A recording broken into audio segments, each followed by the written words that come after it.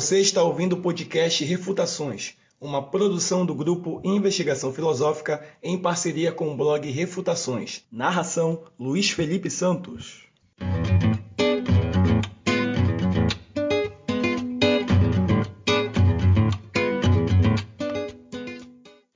O que há de errado com os paneleiros?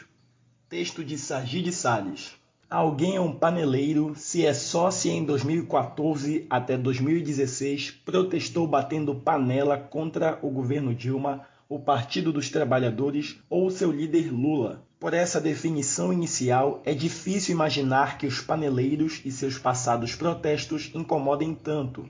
Mas o fato é que eles incomodam. A expressão máxima disso talvez, seja o artigo de Paulo Nogueira, publicado no DCM, chamando os paneleiros de doentes.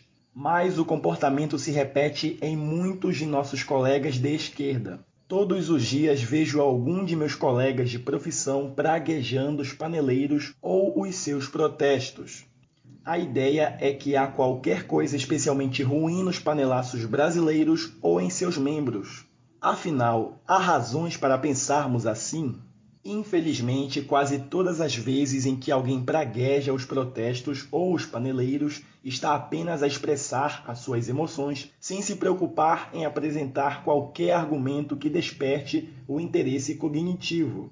O mesmo comportamento se repete pelos artigos de opinião que vejo por aí, dos quais o artigo supracitado de Paulo Nogueira é um exemplo. Isso torna um pouco difícil a tarefa de argumentar contra os críticos dos protestos. Afinal, quais são as objeções em jogo? Ao invés de tentar responder a críticas que mais parecem mera expressão de emoção ou ataque pessoal, vou me concentrar em 3 aspectos que considero fundamentais para a discussão de protestos em geral: a forma do protesto, a causa do protesto e os membros do protesto. Minha sugestão é que nenhum desses elementos fornece indícios suficientes para desqualificar os paneleiros ou seus protestos, pelo menos não na medida necessária para justificar o comportamento exaltado com relação a eles. Comecemos pela forma dos protestos. Há algo errado com a forma do protesto em questão? Basicamente, os panelaços brasileiros consistiram de pessoas batendo panelas por alguns minutos dentro de suas próprias casas. Certamente, tais protestos causam algum transtorno, como atrapalhar algumas pessoas a dormir, estudar ou qualquer outra atividade que necessite de concentração. Inegavelmente, esse é um efeito negativo do protesto. Todavia, não se trata de um transtorno suficientemente grande para desqualificar os panelaços. Primeiro, protestos geralmente causam mesmo alguns transtornos e o mero fato disso ocorrer não é razão para desqualificação. Se desqualificarmos todos os protestos que geram transtornos, corremos o risco de desqualificar praticamente todos os protestos. Tente pensar em um protesto que tenha algum efeito mínimo e não gere algum transtorno. Desse modo, o problema não é se os panelaços brasileiros geram ou não transtornos, mas se esses transtornos são ou não aceitáveis. Bem, seria difícil defender que não são. O transtorno causado pelo barulho de panelas batendo por alguns minutos parece-me menor do que o transtorno causado, por exemplo, por protestos que envolvem o bloqueio de ruas. Os últimos, além de atrapalharem a concentração das pessoas, ainda atrapalham o deslocamento. Se não pensamos que o segundo tipo de transtorno é suficiente para desqualificar um protesto, não devemos pensar que o primeiro seja. De forma mais geral, os panelaços brasileiros não são uma exceção no que diz respeito ao montante de transtorno causado. Por uma simples questão de imparcialidade, quem rejeita os panelaços devido aos transtornos gerados terá de pagar o preço de rejeitar muitos outros protestos. Preço esse que, acredito, poucos desejarão pagar. Caso você ainda esteja reticente em aceitar meu cálculo intuitivo de utilidade, responda honestamente a seguinte pergunta: se os panelaços brasileiros fossem a favor de uma causa com a qual você concorda, você diria que os transtornos gerados são suficientemente grandes para os desqualificar? Imagino que a resposta seja não. Nesse caso, uma vez mais por questões de imparcialidade, você também não deveria desqualificar os panelaços pelo seu transtorno. Consideremos então as causas dos protestos. O principal alvo dos panelaços foi o governo da época, especialmente a presidenta Dilma. Imagino que o partido da presidenta, o PT, e o líder Lula também tenham sido alvos dos mesmos. Primeiro, repare que essas não são causas obviamente ruins. Não se trata de um protesto a favor do nazismo, do fascismo ou algo do tipo. Trata-se de um corriqueiro protesto contra o governo, seu partido e seu líder.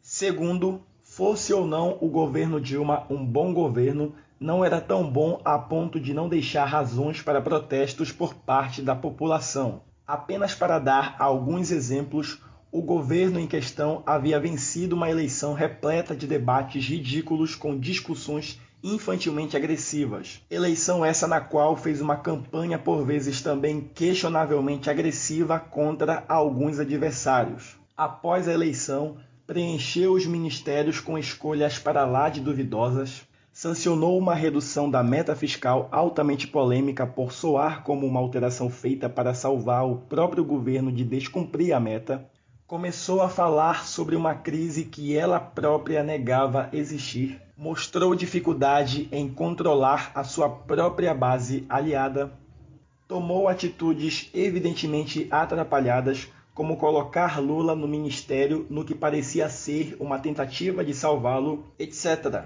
Não se trata de convencer um petista de que o governo Dilma era ruim, mas de apontar para a tese fraca de que havia razões para que parte da população protestasse. Aliás, havia razões até mesmo para pedirmos o impedimento, mas essa é outra história. Por fim, os protestos pacíficos representam um importante meio pelo qual a população pode mostrar sua insatisfação e pressionar o governo. E isso, doa quem doer, vale também para os governos do PT. Qual então é a razão para desqualificar os protestos? Nesse momento, meus colegas frequentemente respondem que, sob uma análise detalhada dos dados disponíveis, nós perceberíamos que o governo Dilma era não apenas bom, mas a melhor opção que tínhamos no momento. Tal análise detalhada dos dados, é claro, envolve complexidades que são inacessíveis à gigantesca maioria da população, seja por limitação de conhecimento ou tempo. Uma vez que nunca houve consenso nesse aspecto entre os supostos especialistas, economistas, filósofos, sociólogos, etc., acerca dessa hipótese, os não especialistas sequer poderiam se basear em argumentos de autoridade para sustentar a tese de que o governo Dilma era a melhor opção. A despeito disso, contudo, pode muito bem ser que a parcela insatisfeita da população estivesse errada e que a tal análise profunda de fato indicasse que o governo Dilma fosse o melhor que tínhamos. Por amor à argumentação, suponha que seja assim. O que isso significaria? Bem, isso significaria que os paneleiros falharam em ver que, sob a análise correta dos fatos, uma que muitos especialistas também falharam em ver, o governo Dilma era a nossa melhor opção. Ora, esse seria um tipo de erro completamente compreensível, que jamais justificaria a atitude exaltada contra os paneleiros ou os panelaços. Podemos inclusive supor que muitos de nossos protestos estejam sujeitos a esse tipo de erro. Aliás, os protestos pró-governo Dilma também não foram baseados em análises detalhadas e consensuais sobre os fenômenos relevantes, de modo que também eles estão sujeitos ao mesmo risco. Nenhum protesto está livre desse risco. Desqualificar um protesto porque as suas causas estão erradas, sob uma análise da qual nem mesmo os especialistas relevantes estão seguros, é, na melhor das hipóteses, um exagero. É importante tornar claro o que está em questão aqui. Não é meu objetivo mostrar que os paneleiros não estão sujeitos a erros. É óbvio que, assim como quaisquer outros, eles estão sujeitos a erros. O ponto é se há razões para pensarmos que eles ou seus protestos têm qualquer coisa de especialmente ruim. algo que justifique o comportamento exaltado de parte de nossos colegas de esquerda em relação a eles. Falhar em concordar com uma opinião não consensual de supostos especialistas nem de longe é razão suficiente para esse tipo de desqualificação dos paneleiros ou de seus protestos. Resta-nos investigar se há qualquer coisa de especialmente ruim com os membros dos protestos. Geralmente, a acusação quanto a esse ponto é que eles são de algum modo imorais, fascistas ou hipócritas ou irracionais. Consideremos primeiro o caso do fascismo. Protestar contra o governo Dilma, seu partido ou seu líder não é nem condição necessária, nem condição suficiente para ser um fascista. Desse modo, não podemos concluir que os paneleiros são fascistas meramente por protestarem contra essas coisas. Similarmente, protestar contra o governo Dilma, seu partido ou seu líder não é nem condição necessária, nem suficiente para ser um hipócrita. Assim, não podemos concluir que eles são hipócritas meramente por terem protestado contra essas coisas. Para saber se os paneleiros são fascistas ou hipócritas, precisamos de algo além de mera análise conceitual. Precisamos de estudos empíricos que indiquem que isso seja assim. Até onde sei, não há algum estudo empírico indicando que aqueles que protestam contra o governo Dilma, seu partido ou líder, são fascistas ou hipócritas. Nenhum de meus colegas de esquerda jamais me apontou um estudo assim. Consideremos agora a acusação de irracionalidade. A ideia é que pelo menos uma parte significativa dos membros dos protestos é irracional e isso de algum modo nos permitiria desqualificar os protestos. Esse argumento depende da tese empírica de que uma parte significativa dos membros dos panelaços brasileiros é irracional. Não me é claro como meus colegas de esquerda se convenceram disso. Por análise conceitual? Magia? Em todo caso, vou deixar esse problema de lado. O segundo problema é o que se entende por irracional e como a irracionalidade dos membros dos panelaços nos permite desqualificar o protesto. Parece-me que o mais comum é assumir que irracional significa aqui incapacidade de fornecer boas razões a favor do protesto do qual participa, e completar o argumento com o que chamei de perspectiva intelectualista dos protestos. De acordo com essa perspectiva, um protesto só é justificado se os seus membros, ou parte relevante deles, não forem irracionais no sentido acima. Uma vez que os paneleiros, ou pelo menos parte significativa deles, são incapazes de fornecer boas razões para os seus protestos, os panelaços não estão justificados. Já refutei a perspectiva intelectualista em outro lugar. Em todo caso, eis duas dificuldades para ela. Primeiro, se aceitarmos essa perspectiva, é provável que tenhamos que desqualificar quase todos os protestos que conhecemos.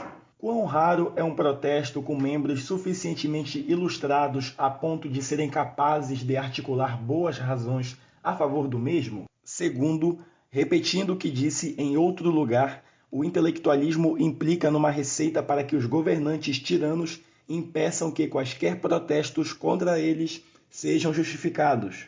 Basta manter as pessoas suficientemente ignorantes para que nenhum protesto seja justificado.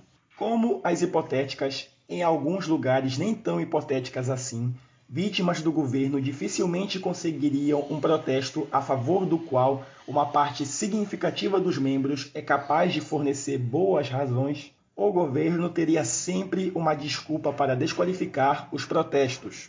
Mantém as pessoas suficientemente ignorantes e poderá desqualificar todos os protestos.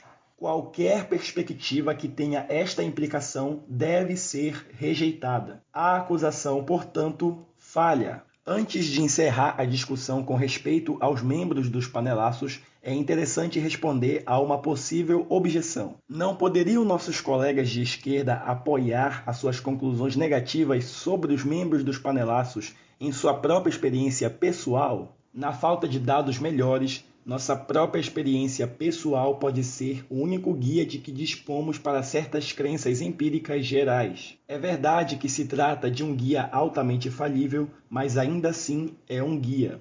De fato, estou disposto a conceder isso. Entretanto, não devemos esperar muito de crenças gerais justificadas na experiência pessoal, especialmente quando o que está em jogo são crenças controversas relacionadas com política e pelas quais nutrimos fortes sentimentos. Primeiro, mesmo que a experiência pessoal possa servir como uma justificação fraca para crenças gerais negativas sobre os paneleiros, não serve para justificar qualquer atitude exaltada quanto aos mesmos.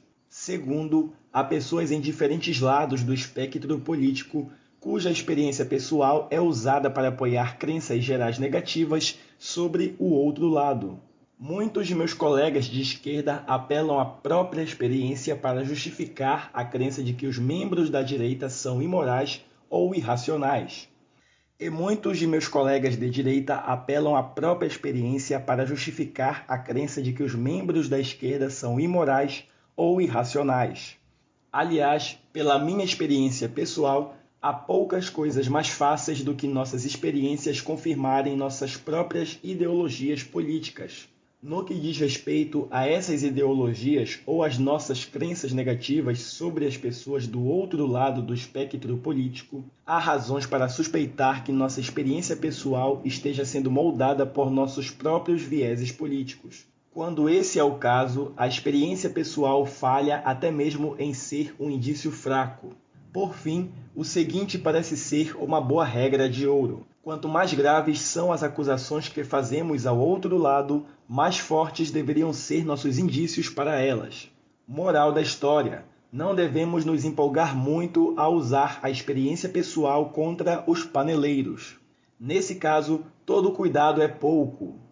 Se há algo de especialmente ruim nos paneleiros ou em seus protestos, ainda não consigo ver o que é. Obviamente, não considerei todas as objeções possíveis aos panelaços brasileiros, mas apenas uma pequena parte delas. Mas gostaria de lembrar aos meus colegas de esquerda que o ônus da prova é dos acusadores e não dos acusados. Alguns de meus colegas agem como se o mundo fosse tal que todas as outras pessoas tivessem a obrigação de provar a própria inocência com respeito a cada acusação não argumentada deles. Felizmente, o mundo não funciona assim. Nesse contexto, fica em aberto o desafio. Afinal, o que há de errado com os paneleiros? Não se esqueçam de argumentar.